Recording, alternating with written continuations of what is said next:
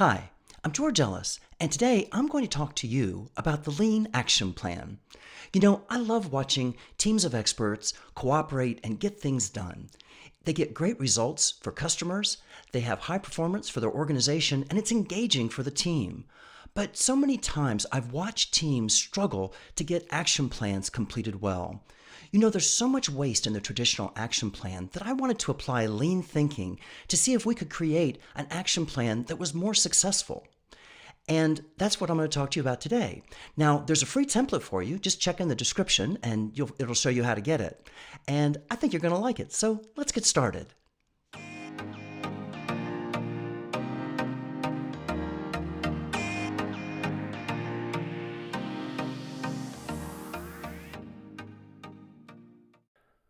Well, let's start by talking about the problem. Action plans. They just don't work well often enough. They get long, they can be 4 or 5 pages long. It's very hard to tell what's going on. There'll be red or late tasks peppered throughout, and you can't tell whether that's a big problem or a small problem. It winds up being confusing for everyone. People slog through it, but when they're done, they're frustrated. A lot of people on the team feel disengaged, and the performance from the team as a whole isn't what it could be. Now, what's the cause of this? Well, a lot of the cause is the waste in the action plan format. Just that tool has got some gaps, and we're going to address those gaps. We're going to cut that waste, and we're going to use the Lean Action Plan to do it. And this is the Lean Action Plan. Now, it may look to you like other action plans you've seen, but I'm going to show you 5 features that lean up this action plan and let us cut waste. First, there's an alarm system that really works. When we detect issues that are significant enough to flip the alarm, we make it clear to the team and we're unambiguous in how those alarms need to be treated. Second, there's a next action that lets you break up long tasks so that you stay connected with them through the daily or weekly team meetings. Third, there's a sort that allows you to keep the active tasks at the top of the action plan all the time. Fourth, there's a replan that ensures the team addresses project slips together. And fifth, there's a compact calendar view that shows us how the tasks are running through the year, and it expands the weeks near the current time frame. Now, let's take a look at each of those 5 features in detail. So let's start with an alarm system that works. And as you can see, this action plan is in a state of alarm, and it comes from the one red box that you can see in the plan that says last update out of date. And what that means is the last time this was updated was February 15th, which means all of these days are being compared to February 15th. What you can see down in the bottom, though, is today is March 7th. So it's been about 3 weeks since this was updated. Now, we're flexible in the Lean Action Plan. We can set our update frequency to what meets the needs of the project, but in this case, it's 7 days, which means any day after February 22nd, we're going to go into an alarm. Now, how do we fix that? Well, let's update and see what happens. So I'm going to put in today's date, and you'll see this alarm is cleared, but another alarm turns on.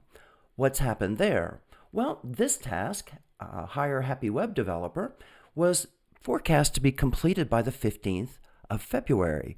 But we're at the 7th of March. That didn't happen. That's an alarm. What are we going to do about it? So let's say we talk with Sanhi and we think we can change the forecast to 3:15. He's pretty confident that we will have our developer by 3:15. Now what's happened? You see another alarm has come in because the forecast is past the plan. And this is where we'll use the replan date. I'm going to talk to you in more detail about replan later, but for the moment, I'm going to replan this task at 3:15, and what you'll see is we got the alarm off.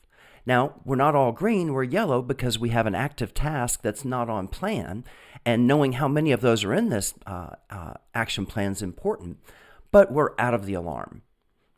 There are many alarms that are built in. For example, if we don't put a deliverable name in, I'll just go delete this so you can see, we'll get an alarm and you can see over in the response, we need to add a deliverable. And the team understands that this red needs to be kept out at all times of this action plan, and that alone brings a lot of order. Now, the next feature I want to talk to you about is next action, and that lets us break up long tasks. So normally our tasks are going to run something like the cadence of the meeting. So most of our actions, you would like to think they would be, let's say if you're meeting weekly, they should be 1 or 2 weeks long. But you're going to have some that are going to be much longer. And that's where not a lot is happening, maybe over a long period of time. And we want to keep an eye on those tasks so we don't get to the end and find out there's a gap. So let's take an example here on line 8. There's a task to update the website for the e-com store.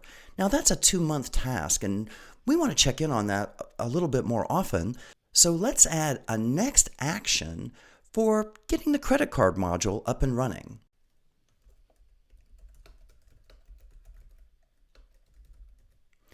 And let's allow, let's say, maybe a week from now. So we'll see that on the 14th. And then that allows us then to look in on that action without it having to be completed. And now let's talk about sort. Sort improves visibility by ensuring that the most important tasks for the team to see are on the top of the action plan.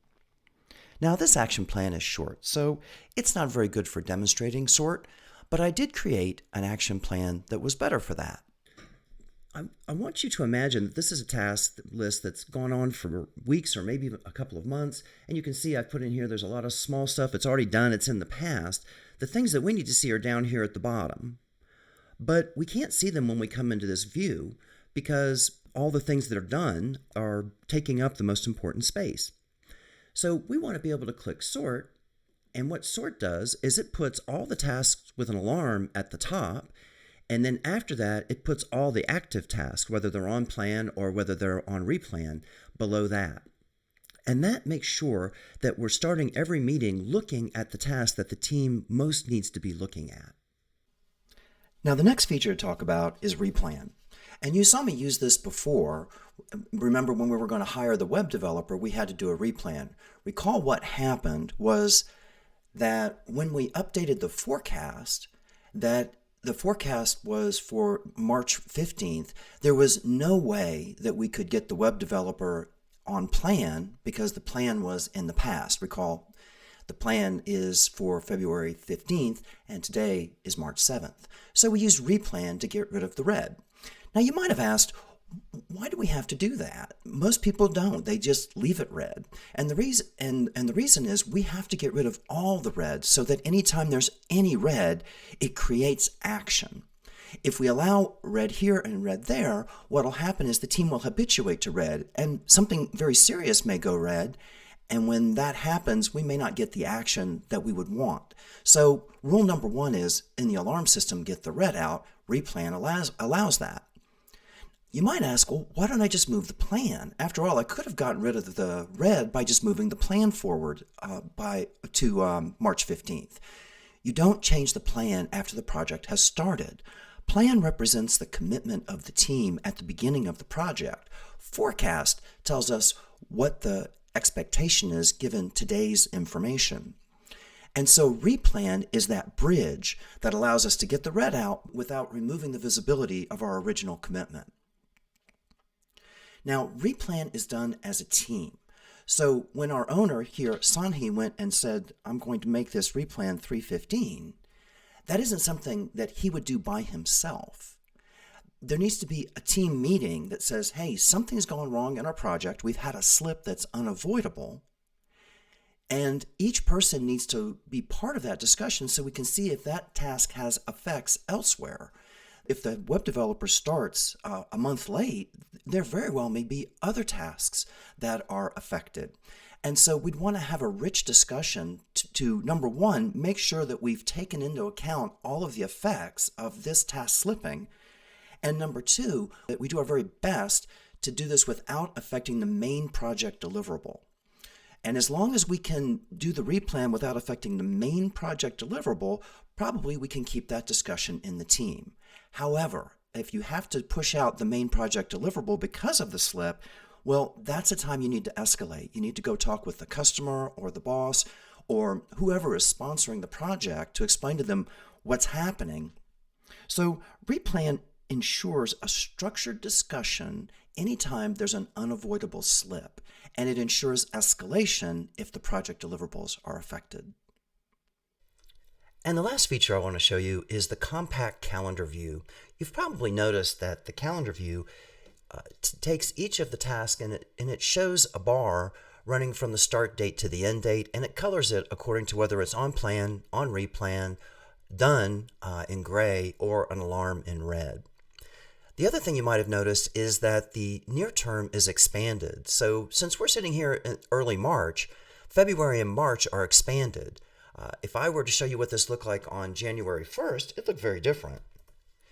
January 1st, then January and February are expanded, and the other months are compressed. So this gives you a view in a very small amount of space. You can look through the calendar year while still getting good granularity in the near-term weeks. One of the benefits of this calendar is in a few seconds you can tell how a project is doing. If there's any red, we know that's an issue. If there's a lot of yellow and the yellow keeps getting added, well, that tells you the project's at risk. If it's mostly green and gray, well, you're going to feel pretty good. So even an outsider can understand the health of a project in just a few seconds. And that's the Lean Action Plan. Of course, a good action plan is just one component for success. You'll need a strong team and good leadership for that team, but the Lean Action Plan cuts waste so that team can excel at what they do best. I hope you liked this video. If you did, please like and subscribe.